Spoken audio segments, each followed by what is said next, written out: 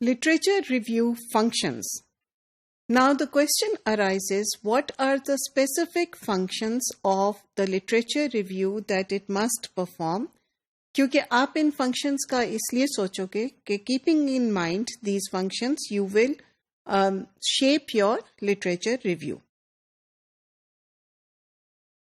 So there are several functions. ایک function literature review کا ہے کہ it should provide an in-depth account of the relevant literature.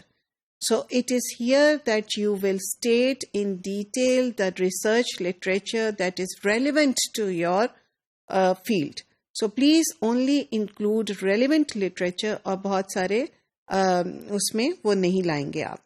It is an argument or justification of the approach that you will later on use. For instance, اگر آپ leadership پہ research کر رہے ہیں اور لیڈرشپ کو ایکسپلین کرنے کی بہت ساری تھیوریز ہیں تو you will sort of gear the reader towards identifying different theories اور پھر اس میں سے کہو کہ ان تھیوریز میں کیا فلا ہے اور آپ کیا تھیوری کون سے شخص کی یا کون سی تھیوری آپ یوز کر رہے ہو. تو یہ ایک طرح کی اس کی ایک جسٹیفیکیشن دیتا ہے لٹریچر ریویو.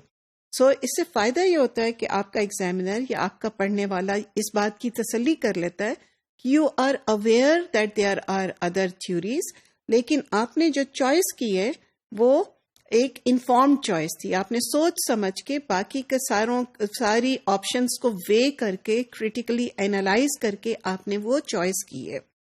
سو اس کا مطلب یہ ہے کہ لٹریچر ریویو میں تھوڑا سا نان ریسرچ مٹیریل بھی آئے گا جس کے اندر بیسک تھیوریز کی بات ہوئی ہو یا فریم ورکس کی بات ہوئی ہو یا اس کی ڈسکشن ہوئی ہو، اور اس کے اندر اس کے علاوہ ریسرچ مٹیریل بھی آئے گا.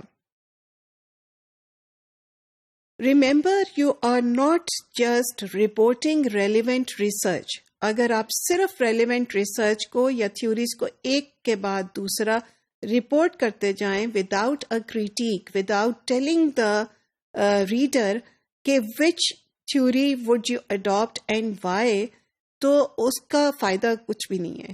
لٹریچر ریویو صرف اسٹیٹ نہیں کرتا، یہ ایک کریٹیک ہوتی ہے. کریٹیک عام ریڈنگ یا رپورٹ سے اس طرح فرق ہوتی ہے کہ آپ اس کے اندر اس کو کریٹیکلی اینالائز کر کے اپنا اوپینین یا کامنٹ کرتے ہو اور آپ ایک ریشنل دیتے ہو کہ آپ نے ایک تھیوری کی جگہ دوسری تھیوری کیوں استعمال کی. So you have to constantly sort of tell about کہ ایک پہلی والی تھیوری میں کیا ایشو تھے اور what led you to make this decision towards the second taking up the second theory یا تھرڈ تھیوری.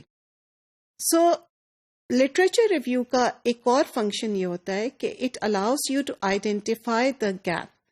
سو آپ نے ریڈر کو کنونس کیا کہ میں نے یہ سب ریسرچ یا سارے پیپرز یہ پیپرز دیکھے ہیں اور اس کے اندر سے ان پیپرز میں کہیں بھی اس چیز کا ذکر نہیں ہے جو کہ آپ کرنا چاہتے ہیں، یا وہ چیز انڈر ایکسپلورڈ ہے اور یا پھر وہ چیز پاکستانی کانٹیکسٹ میں ایکسپلور نہیں کی گئی لیکن دوسرے کانٹیکسٹ میں کی گئی ہے.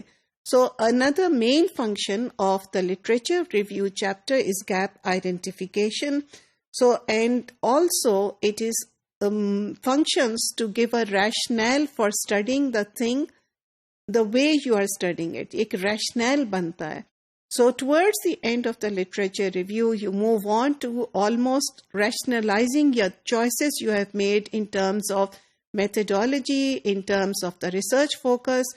تو یہ سب چیز آپ اس میں لٹریچر ریویو میں کر رہے ہوتے ہو. So basically literature review provides a focus for research question. It gradually it takes you towards the research questions and it guides you towards an appropriate methodology.